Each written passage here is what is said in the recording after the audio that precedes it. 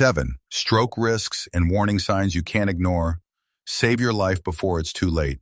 Hi there, I'm John Bryan. I just turned 60 this year, and for over 35 years, I've had the privilege of walking alongside thousands of older adults, people like you, like my own parents, and maybe even like myself in a few years, as we navigate the journey of staying healthy. At this age, I've come to realize something. The human body is a lot like an old book. When we're young, the pages are thick, the ink is bold, and we flip through them quickly, rarely pausing to read each line carefully. But as we reach our 50s and 60s, the pages start to thin, the letters fade a little, and we're forced to slow down, to read more carefully, because now, every single page feels more precious than ever. Over the years, I've witnessed far too many lives change in an instant. A stroke strikes without warning, stealing a person's ability to speak, to walk, and sometimes even the laughter from their home. But you know what? Stroke isn't random. It isn't some unchangeable. Fate written in the stars. It often begins with small habits, seemingly harmless routines that we repeat day after day, until one day they catch up with us. I want you to ask yourself this. How many times have you felt a little numbness in your hand and thought, it's probably just because I slept in the wrong position? How many times have you felt a brief wave of dizziness and brushed it off thinking, I must have stood up too quickly? So many of my patients, strong, capable people who once believed they were immune to illness, ignored these whispers from their bodies. And when they finally realized, it was too late. Today, I don't just want you to hear a doctor talk about numbers or medical jargon. I want us to have a real conversation as friends, as people who've already walked through more than half of life's journey. I'm going to share with you 7 common habits I've seen in older adults here in the U.S. Habits that may seem small, even harmless, but are quietly planting the seeds for a stroke. And more importantly, I'll show you how to make changes, not through big, overwhelming steps, but through small, steady ones, to protect your heart, your brain, and the precious years you still have ahead. Are you ready? Ready to take those small but steady steps? To love your body more? To hear your grandchildren's laughter a little longer? To soak up many more sunny days? Then let's begin together. Habit 1. Little exercise. There's a line I hear from so many of my patients after they retire. Doctor, I've worked my whole life. Now I just want to rest. And I understand that. We've spent decades working hard, waking up early, raising families, pushing through long days.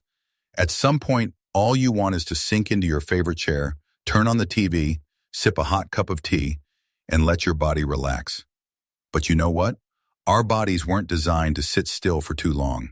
They were built to move, to keep blood flowing, to keep the heart and lungs working smooth. And when you stop moving, your body slowly forgets how to move. I once cared for a patient named David, 72 years old. Before retirement, he was a truck driver, used to long roads and endless miles. But after he retired, David rarely left his sofa. Every morning he'd turn on the TV and sit there for hours. One day he told me, Doc, I feel so tired. Just climbing a few steps makes my heart pound. We ran some tests, high blood pressure, elevated blood sugar, cholesterol levels above the safe range.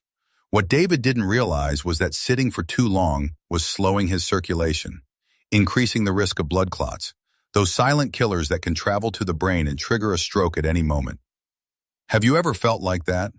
A little heaviness when standing up, a bit short of breath after just a few steps, a dull ache in your knees or hips when walking. Don't be too quick to brush it off as just getting older. It could be your body crying out, please, let me move again, to speak. And I always tell my patients this, you don't need to become a marathon runner. You don't need a gym membership or fancy equipment. Just start with small steps. Walk around your house for 5 to 10 minutes each day. Do a little gardening. Try a few gentle stretches in the morning.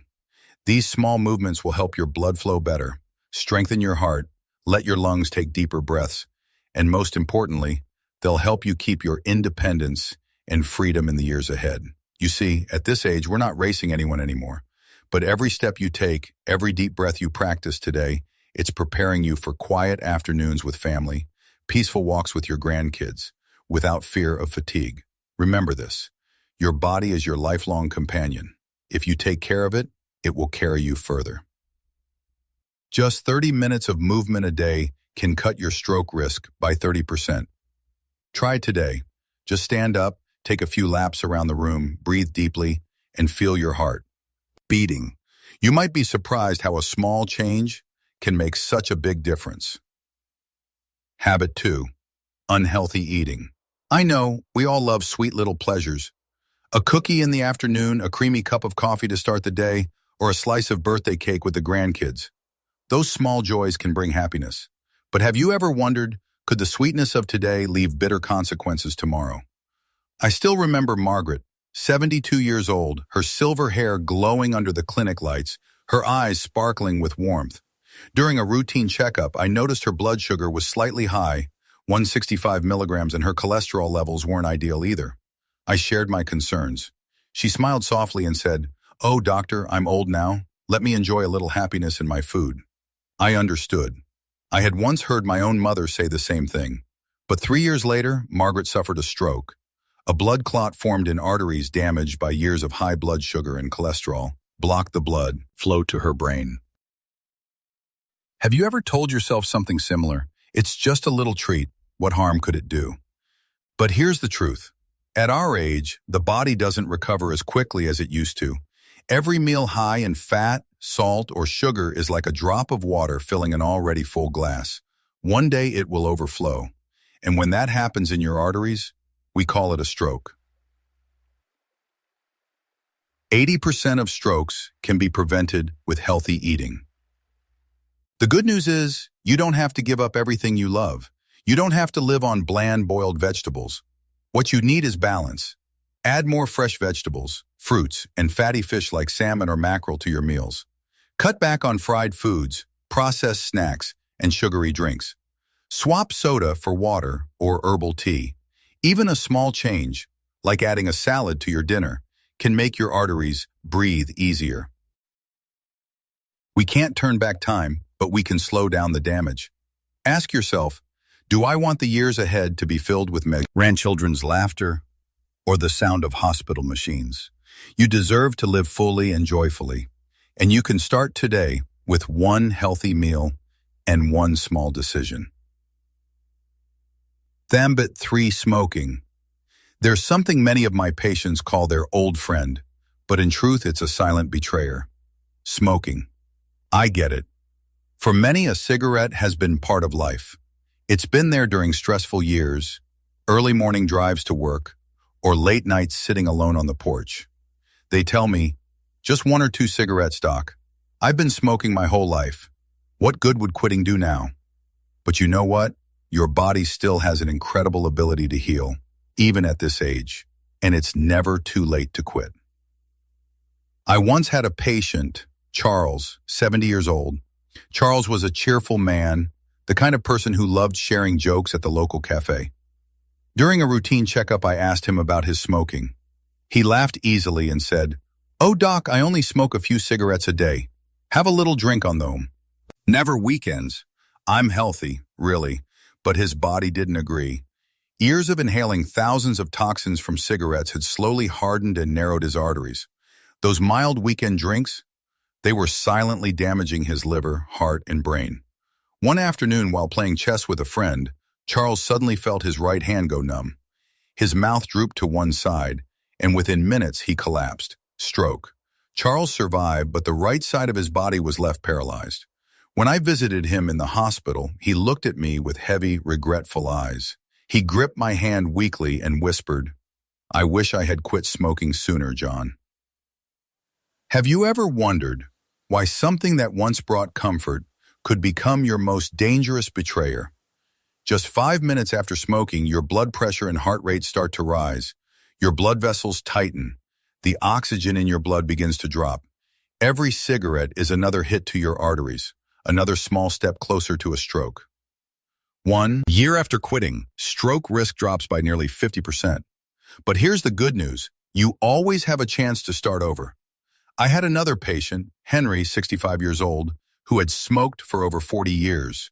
When I asked why he wanted to quit, he smiled and said, "Because I want to walk my granddaughter down the aisle, doc." And he did it.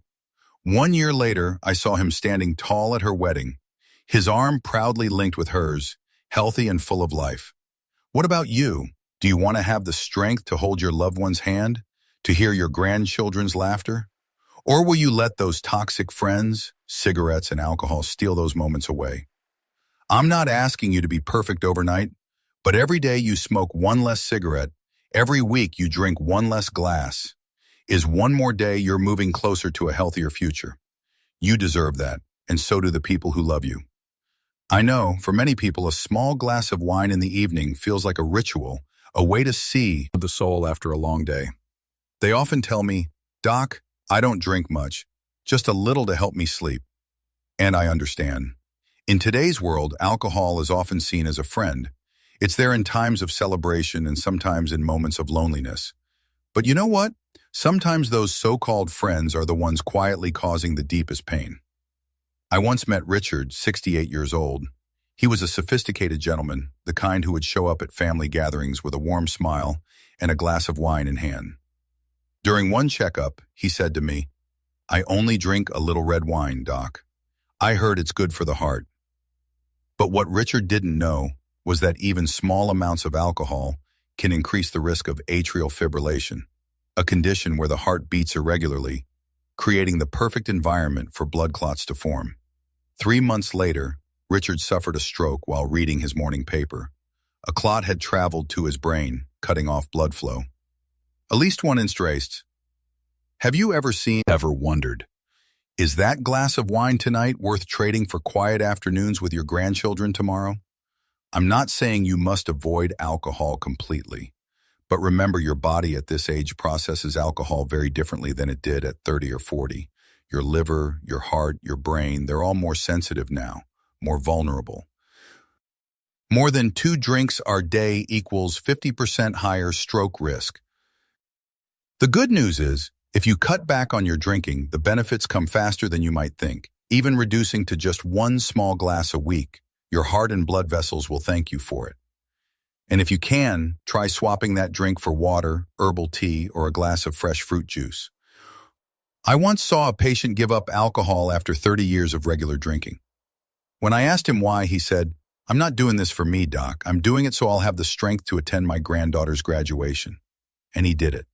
That day, he stood proudly in the auditorium, clapping with joy as granddaughter walked across the stage to receive her diploma. What about you? Do you want to stay strong enough to hold your loved ones close? To hear your grandchildren's laughter? Or will you let those toxic friends, alcohol and cigarettes, steal those precious moments away? A glass or a risk, the choice is yours. There's something I often hear from my older patients when we talk about weight. "Doc, I'm too old to worry about how I look. As long as I feel okay, isn't that enough?" And I understand. At this stage of life, we don't care about the numbers on the scale like we did when we were younger. But what I'm about to say isn't about looking good in clothes or having a slimmer figure. It's about your heart, your legs, your lungs, and every precious breath you take. Our bodies are like vehicles. Every extra kilogram of fat is like adding more and more baggage. The engine, your heart, has to work harder. The brakes, your knees and joints, wear down faster. And the journey ahead shortens little by little. I remember Helen, 66 years old. She came to my clinic with sad eyes and a weary voice. "Doc, I just want to be strong enough to walk with my granddaughter in the afternoons, but I get so tired. Even climbing a few steps makes my heart pound like a drum." We checked her numbers. Her BMI was higher than normal. Her blood sugar and cholesterol were also out of the safe range. But what inspired me was that Helen didn't give up. Together, we created a simple plan. A 10-minute walk each day. Healthier meals, less fried food, more vegetables. Cutting out soda. 6 months later, Helen came back with a radiant smile. "I've lost 13 pounds, Doc, and now I can walk with my granddaughter without feeling breathless." Over. You don't need to become an athlete or go on extreme diets. Start small. Walk around the house for 10 minutes. Swap one heavy dinner for a meal rich in greens. Be patient with your body and with yourself. Over one. Remember, growing older isn't about one. It's about loving your body more. so that every morning you wake up, you're not gasping after a few steps. You're not afraid of the scale. Instead, you feel lighter, freer. You deserve that, and you can start today. There's a danger as serious as high blood pressure or cholesterol, but far harder to detect. It doesn't show up in blood tests. There's no number on a chart to monitor. And sometimes, even the person carrying it doesn't realize it's there. I'm talking about stress and depression, the invisible burdens. I remember Peter, 69 years old, a man who had always been strong, the rock of his family. But after retiring, he began to withdraw. He struggled to sleep, became easily irritated, and lost interest in the things that once brought him joy. Fishing, tending his garden, laughing with friends. One morning, while having breakfast, he felt dizzy. His right hand grew weak. A few hours later, he was in a hospital bed, another victim of a stroke. You see, stress raises cortisol levels, the hormone that spikes blood pressure and blood sugar, makes your heart race, and over time damages blood vessels. Depression is even quieter. It leads you to neglect your health, eat poorly, avoid movement, all of which create the perfect storm for a stroke. Chronic stress doubles your stroke risk. Sadly, many people, especially those who've always been strong, tell themselves, "I'm just a little tired, I'll be fine." Or worse, "I don't want to bother my children with this." But I want you to know, asking for help isn't weakness, it's a sign of strength and courage. Talk to someone, a friend, a family member, or your doctor. Find small joys again, a walk in the fresh air, reading a favorite book, meditation, or simply sitting with your grandchild and listening to their stories.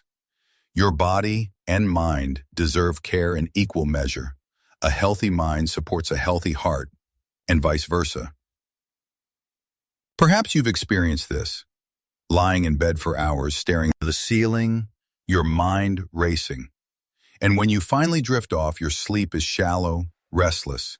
You wake up feeling heavy, your head foggy, and your heart beating a little too fast.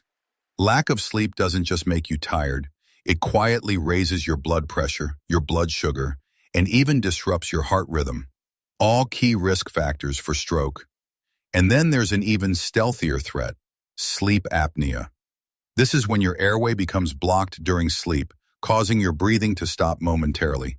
Each pause lowers oxygen levels, forcing your heart and brain to work harder. Night after night, year after year, this strain builds, until one day, a stroke strikes without warning. I remember Thomas, 70 years old. His wife told me, "Doc, he snores so loudly at night. Then suddenly he stops breathing. I have to shake him awake." Thomas thought it was just part of getting older, until one morning he woke up gasping for air, his right side weak. Hours later, he was in a hospital bed, another victim of untreated sleep apnea. Do you snore loudly? Feel sleepy during the day despite sleeping enough hours? Has anyone ever told you that you stop breathing in your sleep? If so, don't ignore it. Talk to your doctor. A simple sleep study could save your life. Make sleep a priority, just like healthy eating or exercise. Keep a regular sleep schedule. Create a quiet, cool, and dark bedroom. Avoid caffeine and screens before bedtime. You deserve restful nights, so you can greet each morning full of energy, with a strong heart and a clear mind. You know, one of the most heartbreaking things I've ever heard from a patient's family is this: "We thought he was just tired, so we let him rest. By the time we realized, it was too late." I don't want you or your family to ever have to say those words. Life is precious. Every smile, every hug, every quiet afternoon with your loved ones, they're all worth protecting. Listen to your body. Don't ignore the little wears. Espers. A numb hand, a brief dizziness, a night of poor sleep, and more importantly, take action. Because with strokes, every minute matters. Each minute lost can kill nearly 2 million brain cells. The earlier you act, the better your chances. You don't need to make big, overwhelming changes.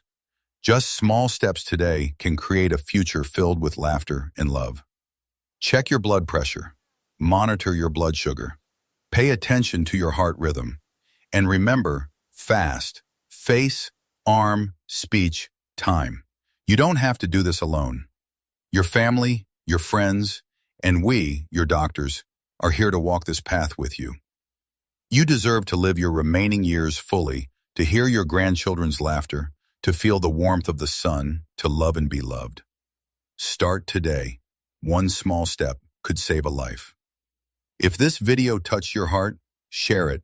A single click today might save someone you care about tomorrow. And don't forget to subscribe. Every week, let's meet here again, as friends. See, taking care of each other's health.